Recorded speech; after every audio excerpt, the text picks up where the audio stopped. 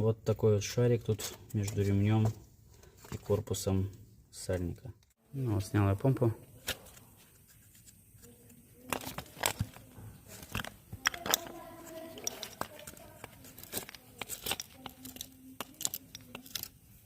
То есть подшипник развалился.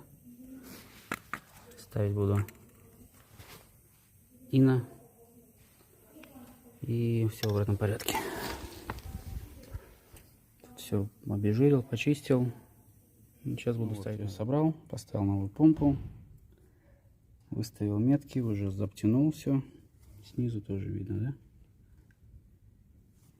Дальше сборка.